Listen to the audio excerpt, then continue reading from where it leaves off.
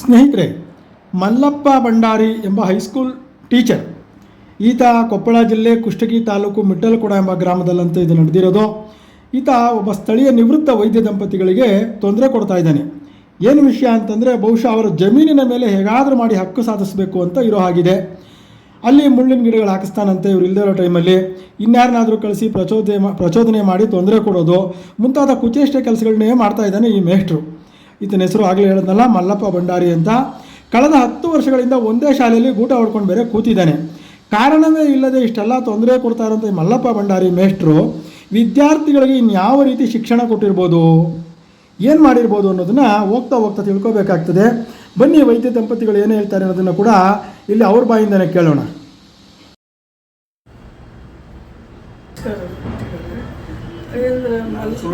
ಸುಲೋಚನಮ್ಮ ಅಂತ ನನ್ನ ಹೆಸರು. ನಮ್ಮ ಯಜಮಾನರು ಚಂದ್ರಕಾಂತ್ ಮಂತ್ರಿ ಡಾಕ್ಟರ್. ಅಂದರೆ ಮಲ್ಲಪ್ಪ ಭಂಡಾರಿಯನ್ನು ಸುಮಾರು ನಮಗೆ ಅಂತ ನಿರೀಕ್ಷೆಯಿಂದ ತೊಂದರೆ ಕೊಡ್ತಾನೆ ಬಂದಿದ್ದಾನೆ. ಯಾವ ಊರಲ್ಲಿ? ಅವನು ಈಗ ಕೊಪ್ಪಳ ಜಿಲ್ಲೆ ಕುಷ್ಟಗಿ ತಾಲೂಕು ಮಿಟ್ಲಕೋಡು ಅಂತ ಒಂದು ಊರು. ಏನಾಗಿದ್ದಾನ ಮನುಷ್ಯ? ಅವನು ಮೇಸ್ಟರ್ ಆಗಿದ್ದಾನೆ, ಹೈಸ್ಕೂಲ್ ಟೀಚರ್ ಆಗಿದ್ದಾನೆ, ಗೌರ್ಮೆಂಟ್ ಹೈಸ್ಕೂಲ್ ಟೀಚರ್ ಆಗಿದ್ದಾನೆ ಅವನು. ಅಲ್ಲಿ ಊರಲ್ಲಿ ನಮಗೆ ಓಡಾಡಕ್ಕೆ ಬಿಡೋದಿಲ್ಲ. ಮತ್ತು ಅಕ್ಕಪಕ್ಕ ಜನನೆಲ್ಲ ಕಟ್ಕೊಂಡು ಬಂದು ಗಲಾಟೆ ಮಾಡಿಸ್ತಾನೆ. ಹೊಲದ ಹತ್ರ ಒಂದು ದಾರಿಗೂ ತೊಂದರೆ ಕೊಡ್ತಾ ಇದ್ದಾನೆ. ನಮ್ಮ ಹೊಲದಲ್ಲಿ ನಾವು ಓಡಾಡಂಗಿಲ್ಲ, ಅಷ್ಟು ಹಿಂಸೆ ಮಾಡ್ತಾ ಇದ್ದಾನೆ. ಕಾರಣ ಏನು ಏನು ಅನ್ನೋದು ಗೊತ್ತಾಗ್ತಿಲ್ಲ. ಜನರನ್ನ ಎತ್ಕೊಡ್ತಾ ಇದ್ದಾನೆ, ಭಾಳ ಎತ್ಕೊಟ್ಟು.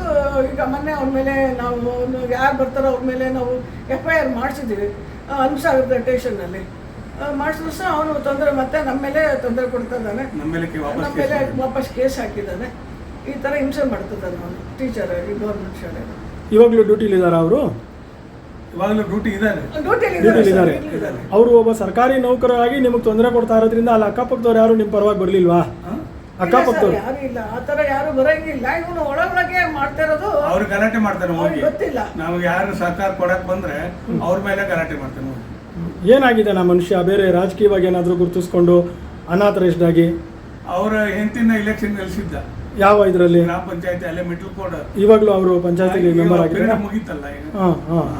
ತುಗಳೂರು ಗ್ರಾಮ ಪಂಚಾಯತಿ ಎಲ್ಲಿ ಮೆಂಬರ್ ಆಯ್ತಲ್ಲ ಅವನ ಹೆಂಡತಿ.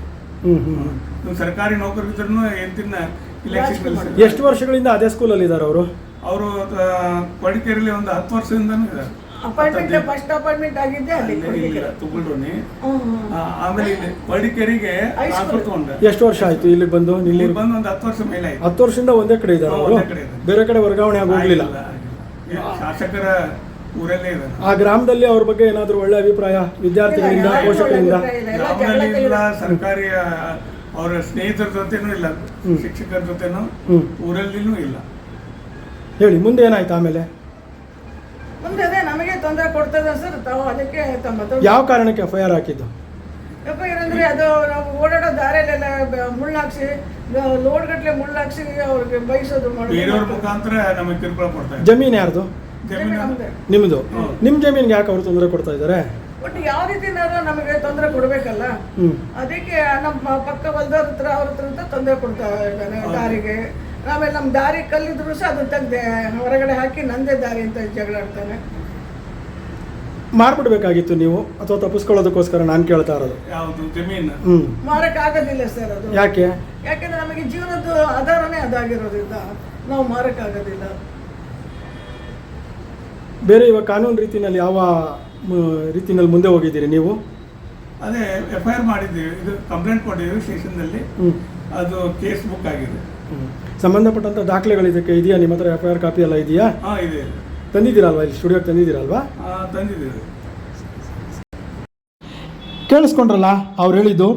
ಇನ್ನಾದರೂ ಈ ಮೇಷ್ಟ್ರು ಮಲ್ಲಪ್ಪ ಭಂಡಾರಿ ವಿರುದ್ಧ ಸ್ಥಳೀಯ BEO, DDP, ಪೊಲೀಸ್ ವರಿಷ್ಠಾಧಿಕಾರಿಗಳು, ಗ್ರಾಮದ ಮುಖಂಡರು, ಜಿಲ್ಲಾಧಿಕಾರಿಗಳು ಈತನ ವಿರುದ್ಧ ಈಗಾಗಲೇ ಹನುಮಸಾಗರ ಪೊಲೀಸ್ ಠಾಣೆಯಲ್ಲಿ ಪ್ರಕರಣ ದಾಖಲಾಗಿರೋದ್ರಿಂದ ಈತನ ವಿರುದ್ಧ ಕ್ರಮ ಕೈಗೊಳ್ಳಬೇಕಾಗಿದೆ.